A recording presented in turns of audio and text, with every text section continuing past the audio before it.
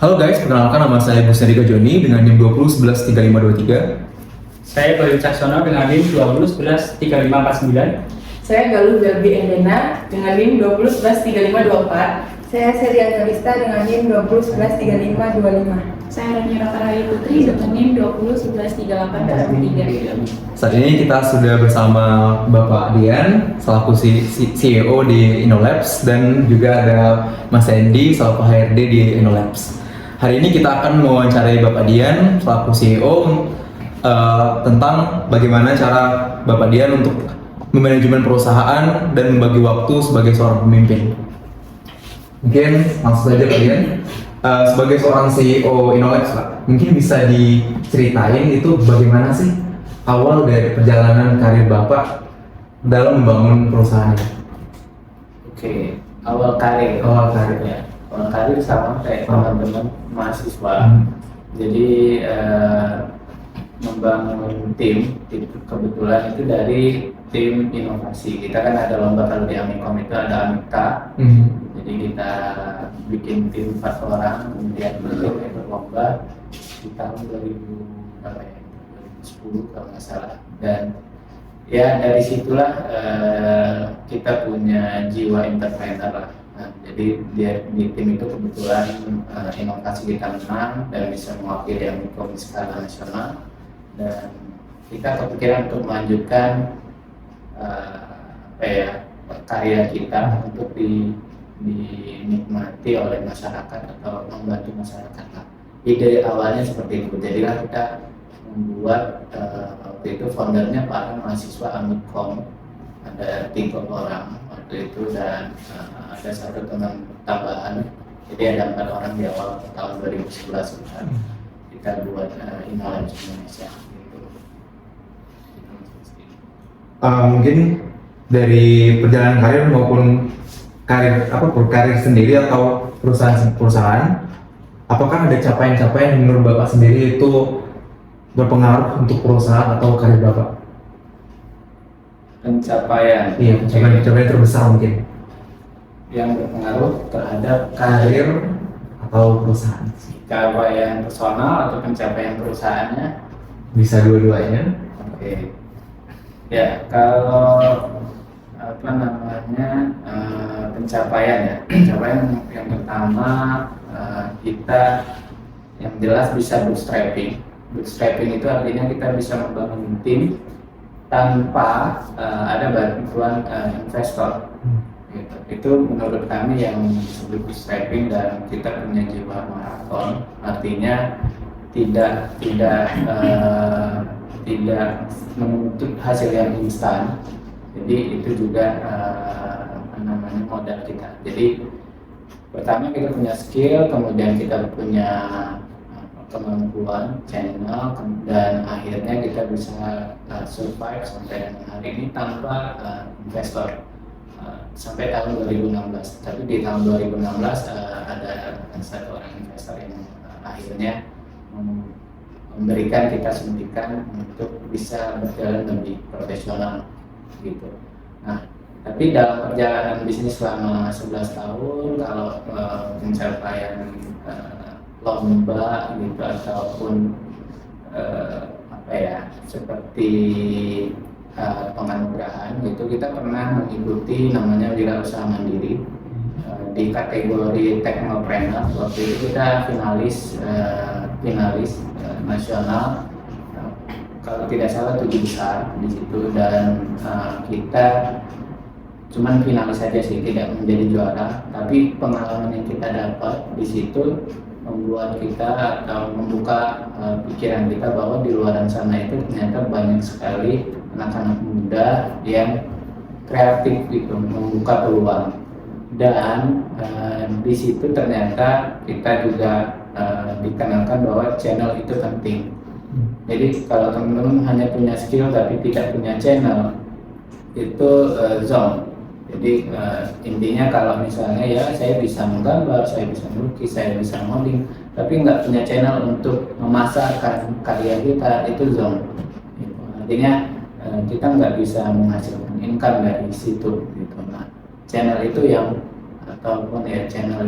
perlu gitu, dan ilmu selanjutnya adalah ya kita perlu ilmu manajemen. Jadi kalau kita basicnya teknis semua nih, teman-teman belajar atau di teknik informatika nih ya, di Teknikom. Nah itu kalau bisa dicari teman-teman yang saling melengkapi, satu yang jago teknik, satu yang jago misal desain, yang lain jago bisnis marketing kalau ingin bikin tim. Jadi ilmu yang seperti itu bisa melengkapi dalam satu tim itu, dan akhirnya produk yang dibikin, jasa yang dibikin itu bisa powerful untuk dipasarkan gitu. Nah, itu sih lalu ya pencapaian selanjutnya ya akhirnya tim kami ya punya skill tapi tidak punya skill manajerial atau pemasaran, dan akhirnya saya putuskan untuk sekolah S2 untuk ambil manajemen bisnis di UGM pada tahun 2014 sampai 2015 kalau tidak salah, dan itu juga membuka wawasan kami untuk membuat satu organisasi yang terstruktur, yang terorganisir gitu. Nah, dan di situ juga diajarkan case study gimana kita memanage karyawan, manajemen produksi, manajemen resikonya juga gitu, dan membuat satu strategi bisnis juga gitu. Jadi menurutku itu modal yang bagus juga untuk misalnya kita ingin membuat bisnis ya. Jadi ada satu teman atau satu tim partner kita yang bisa manajerial atau menguasai bidang manajemen gitu Mas Gusti. Gitu, mungkin ini bisa juga ditanyaan selanjutnya itu bagaimana sih cara Pak Dian itu melihat peluang, atau cara Pak Dian itu melihat opportunity, cara melihat peluang dan memanfaatkan peluang itu? Oke, ya. Kalau sebenarnya kita ilmunya adalah kita waktu itu adalah palu gada. Iya. Apa yang belum mau gua ada. Iya. Kalau di bidang software developer, software apapun yang dibutuhkan, website apapun yang dibutuhkan kita bisa. Jadi kita mengiyakan apapun yang sebelumnya sebenarnya kita belum bisa sebenarnya. Sebenarnya belum pernah kita kerjakan, tapi kita iyakan. Karena kita percaya bahwa kalau kita jalani prosesnya, ada aja caranya gitu. Toh juga dunia internet sekarang kan sudah sangat mudah diakses, jadi kita bisa belajar. Kalau dulu kita beli buku ya dari terbitan Tokopedia, terbitan apa untuk mempelajari skill programmingnya gitu. Tapi kalau sekarang teman-teman sangat bisa untuk belajar langsung dari YouTube dan lain-lain gitu. Dan begitu juga di search engine ya gitu. Nah, artinya media ilmu itu bisa sangat luas dan mudah sekali diakses, dan itu bisa jadi modal kita berorganisasi atau cari-cari pengalaman yang lain.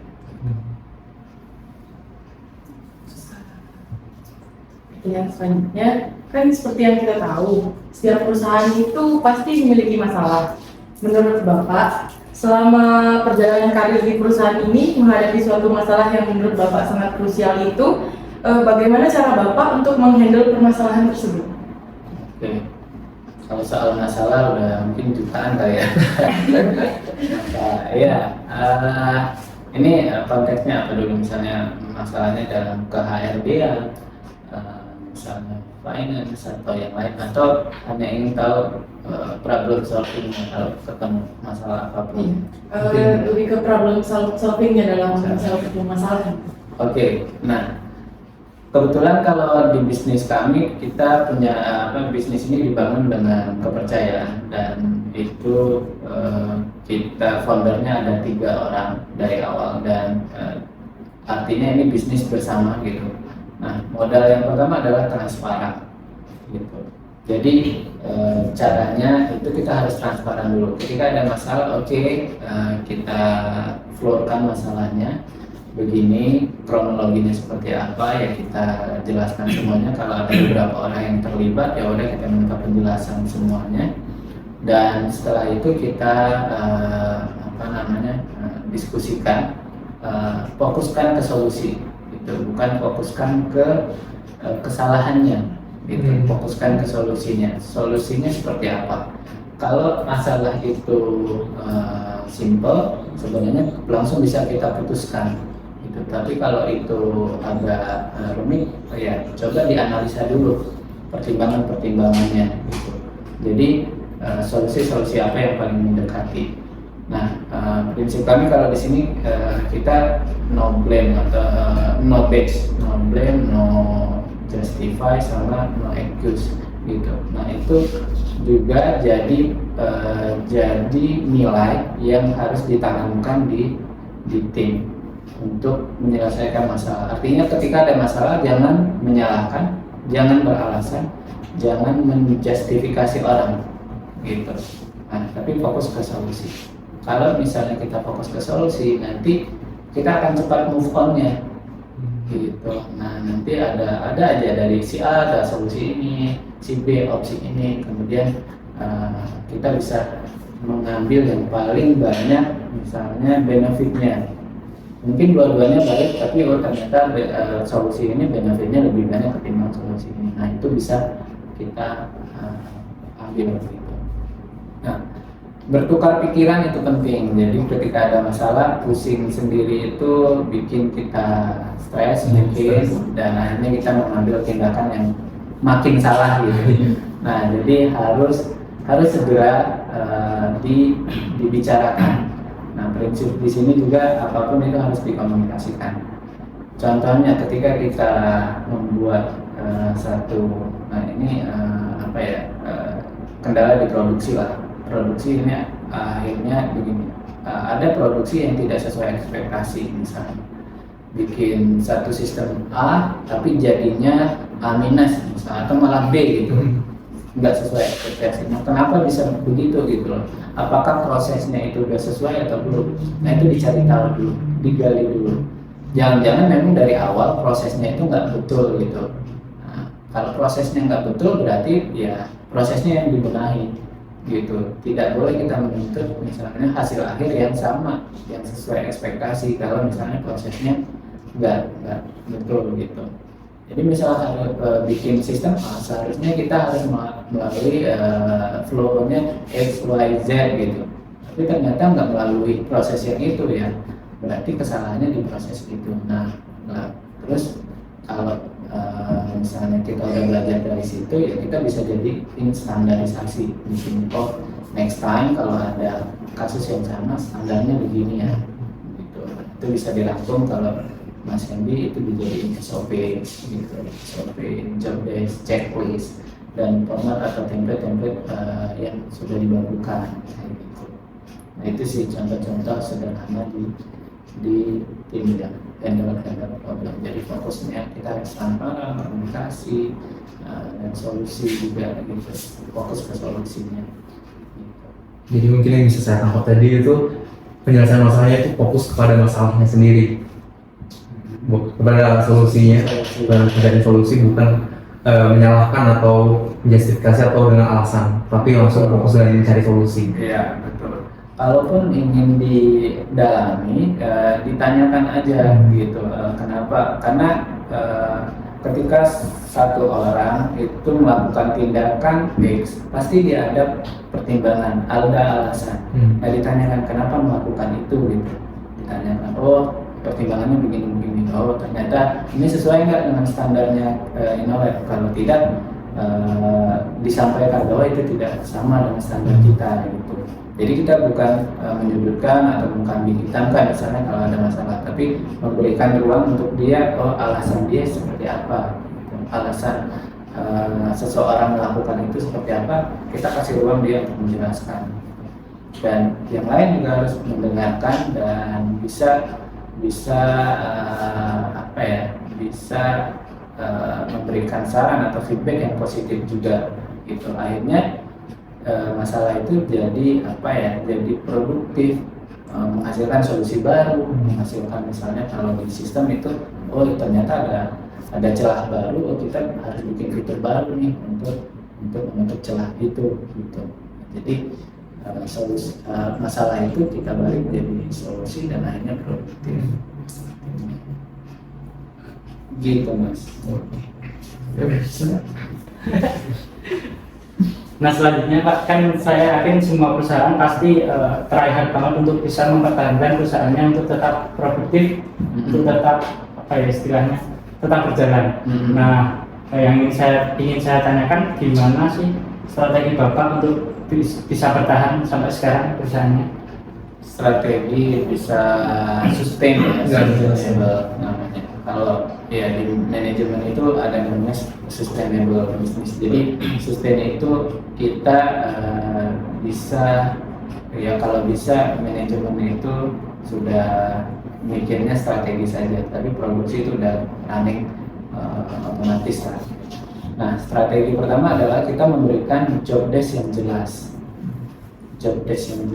SOP yang jelas ke tim gitu. Dan kalau SOP itu sendiri belum matang, itu harus dimatangkan dulu dan dan itu bisa dimengerti oleh semua tim gitu. Kalau itu berjalan, ya insya Allah sebenarnya tim bisa berjalan gitu, atau produksi bisa berjalan. Tapi ya job desk, selain itu untuk karyawan itu udah jelas job desk dan SOP-nya. Lalu ada juga namanya di manajerial kita pembagian struktur organisasi gitu kan. Nah, kalau kita di bisnis itu kita fokusnya di teknis aja misalnya, itu nanti kita akan kewalahan di pemasaran. Atau sebaliknya kita fokus di pemasaran, tidak memikirkan produksi, kita kewalahan di produksi nanti. Jadi itu harus balance.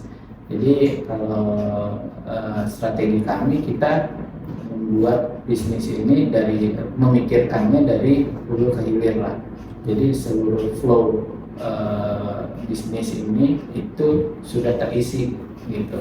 Oh, pemasarannya siapa nih tanggung jawabnya, oh, produksinya siapa tanggung jawabnya. Jadi dengan pembagian tugas yang clear tadi dan job desk terus SOP yang clear, itu kita bisa menjalankan bisnisnya lebih sustainable gitu. Nah, dan itu perlu namanya ya delegasi tadi kan. Kalau kita bikin struktur organisasi ya kita harus bisa mendelegasikannya ke HRD, misalnya Mas Hendy khusus untuk handle karyawan, rekrutmen karyawan dan segala macam gitu yang berhubungan dengan HRD. Nanti ada tim finance, dia berhubungan dengan penagihan, invoice dan perhitungan dan lain-lain gitu, anggaran dan lain-lain. Artinya bisnis itu dikelola dengan manajemen yang baik gitu. Tanpa manajemen yang baik sih saya rasa juga kita nggak bisa survive ya. Gitu. Mungkin ada yang Iya, udah dijelasin pertanyaan. Oh udah, kalau itu dari saya aja ya Pak. iya, Nah. nggak apa-apa. Jadi gini, kalau pertanyaan itu sudah tertulis sebenarnya, kalau kita wawancara itu memang bisa ini ya, bisa jawabannya bisa menjawab pertanyaan yang lain. Jadi ngalir aja teman-teman. Jadi kalau ada yang saya sampaikan kurang jelas atau ada langsung kecetuk pertanyaan, ya nggak apa-apa, terkait kepemimpinan dan organisasi tadi. Jadi teman-teman juga nggak terpatok di pertanyaan itu. Jadi dari tadi kan kita sudah berbicara mengenai perusahaan. Nah, jadi gini, di tengah-tengah kesibukan Bapak dalam memanajemen perusahaan, itu gimana sih cara Bapak membagi waktu antara pekerjaan serta keluarga gitu? Jadi kalau sesaat ada pun waktu luang itu biasanya diisi dengan kegiatan-kegiatan seperti apa sih? Oke, iya, membagi waktu betul.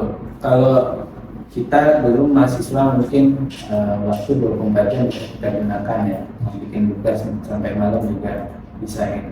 Nah, kalau sudah berkeluarga ya tantangannya adalah ya kita memanage waktu memang. Bukan berarti kita tidak memikirkan pekerjaan nanti sudah sampai di rumah. Justru sebenarnya kalau pemimpin itu dia otaknya itu berpikirnya 24 jam untuk bisnisnya. Tetapi alokasi waktunya ataupun fokus dia mungkin dibagi nih, ketika di rumah ya udah main sama keluarga kayak gitu. Nah, kalau di kantor sendiri kami juga pengen karyawan juga sehat gitu ya. Jadi kita punya jam kerja jam 8 sampai jam 5, kemudian Sabtu Minggu libur nasional juga libur gitu. Nah begitu juga dengan para manajemennya atau levelnya itu juga mengikuti jam kerja seperti itu. Jadi kami juga yang keluarga juga punya waktu di rumah untuk ya refresh dengan keluarga dan lain-lain. Tapi kami punya satu prinsip yaitu tanggung jawab. Jadi kapanpun tim membutuhkan kita harus standby atau siap membantu gitu. Kapanpun klien punya masalah kita harus siap dihubungi. Kalau kami mengibaratkan kita itu kayak dokter gitu. Kebetulan ini kan software developer, software engineer itu punya satu produk yang dimana produk itu dipakai 24 jam oleh klien. Nah 24 jam itu kan pasti ada masalah, kadang entah malam, siang, pagi, sore, subuh gitu, mungkin ada masalah. Memang kalau jam kerja kita atur jadwalnya seperti itu, tapi ketika sistem ini bermasalah di malam hari atau di kapanpun, atau kalau dokter tadi ada panggilan untuk operasi di malam hari atau dini hari, dan itu shiftnya dia gitu misalnya, dia harus siap untuk dipanggil. Ataupun kalau nggak shiftnya dia, saya punya pengalaman itu dokternya siap untuk dipanggil gitu. Nah jadi nilai utamanya tanggung jawab. Nah jadi untuk manajemen waktu kita sudah atur sedemikian rupa untuk balance, tetap punya waktu dengan keluarga, siapapun itu, enggak hanya top level, karyawan juga.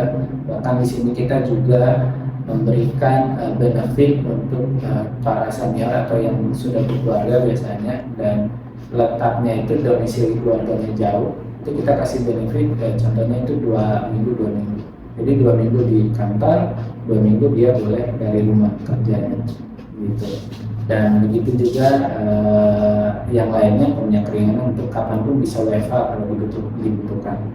Begitu juga dengan kami. Jadi saya pun sendiri itu kalau kita butuh cukup dari rumah aja, ya udah kita kerja dari rumah gitu. Nah, tapi kalau sewaktu-waktu butuh koordinasi ke kantor, kita ke kantor. Jadi insya Allah sih sebenarnya manajemen waktu itu bisa kita atur gitu. Dari kantor juga menyiapkan SOP, dari kantor juga memberikan benefit tadi gitu. Enggak hanya untuk top level tapi untuk semua staf dan karyawan, dan kita juga tapi memegang prinsip untuk terus bertanggung jawab apabila dibutuhkan. Dan keluarga pun kalau misalnya dibutuhkan kan kita lagi kerja, ya kita harus tanggung jawab dengan keluarga. Jadi semuanya harus kita sesuaikan. Insya Allah berjalan semestinya sih. Oke. Mungkin ini Pak, mau tanya lagi. Tadi dari Mas Edi juga ada saran pertanyaan. Kan di sini ngelihat tadi kata Mas Edi itu karyawan dan Bapak sendiri atau top level di sini itu umurnya itu hampir sama semua, hampir ya rata-rata masih muda. Jadi bagaimana cara Bapak cara Bapak untuk menjaga formalitas antara para karyawan yang dimana itu kan seumuran, yang kalau di luar itu kan biasa kan, tapi kalau di perusahaan udah pasti kita ada struktur organisasi, dan bagaimana cara Bapak itu menjaga tetap formal walaupun masih seumuran. Antara top level atau antara karyawan dengan top level? Antara karyawan dan top level. Oke, menjaga formalitas. Kami rasa kita nggak perlu menjaga ya. Jadi yang kita butuhkan itu profesionalitas. Gitu. Jadi kita bekerja secara profesional. Dan kita juga punya nilai-nilai atau attitude yang kita jaga, dan itu paling penting juga. Kalau saya dengan Mas Andi tekankan ketika rekrutmen itu attitude first, skill later. Artinya kalau dia punya etika yang bagus ketika mulai dari rekrutmen, kemudian wawancara sampai dia masuk ke sini, dan berproses di sini, dia punya attitude, disiplin yang bagus, tetapi skillnya masih belum mendukung lah misalnya, itu masih bisa kita toleransi gitu. Nah, jadi nilai itu yang kita tekankan. Jadi etika atau attitude itu yang pertama, kemudian profesionalitas gitu. Nah, kalau profesional mau kita ngobrol di meja kerja atau di luar atau mau sebaya atau enggak, selama kita menjunjung nilai profesional tadi dan kita punya attitude, ya udah kita akan ngeblend aja gitu. Dan nggak ada kecanggungan antara saya sebaya nih tapi dia pimpinan misalnya, nggak ada, atau sebaliknya dia lebih tua nih tapi staff misalnya, nggak ada.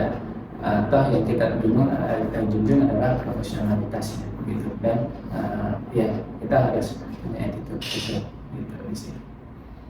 Berarti mau lebih tua ataupun lebih muda tidak tergantung dari jabatannya, itu yang penting profesionalitas. Betul. Dan bahkan kalau di sini itu kita tidak untuk khusus ya, hampir semua karyawan baik itu top level ataupun karyawan itu tidak ada sekat atau beda ruangan. Semua ngeblend di ruang utama situ. Jadi lebih kerasa kayak satu keluarga. Kekeluargaannya jadi lebih dekat gitu. Jadi ya udah kayak kakak adik aja gitu. Bahkan ya yang senior ngajarin yang junior gitu, walaupun misalnya beda fisik dan lain-lain. Jadi itu sih yang kita tekankan, kekeluargaannya juga. Mungkin tanya saja nih Pak. Ada nggak sih Pak nilai-nilai dari Bapak sendiri, nilai-nilai yang normal-normal yang Bapak bawa sendiri, yang Bapak itu masukkan atau tekankan pada perusahaan atau pada gaya kepemimpinan Bapak? Oke, ya. Saya sih percaya kalau nilai-nilai pribadi ya, mungkin sama. Kebetulan di sini kita satu kita muslim semua di sini. Jadi nggak ada yang bertentangan ya untuk misalnya dalam hal ibadah dan apa. Jadi masih tetap running, nggak ada canggungnya misalnya. Nah, ada satu lagi namanya, kalau saya percaya bahwa kita itu harus saling mendengar.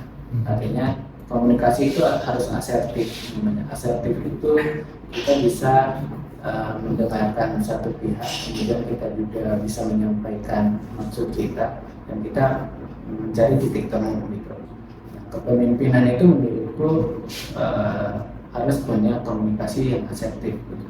Kalau tidak, itu kita tidak akan bisa mendukung ataupun membuat lingkungan ini nyaman.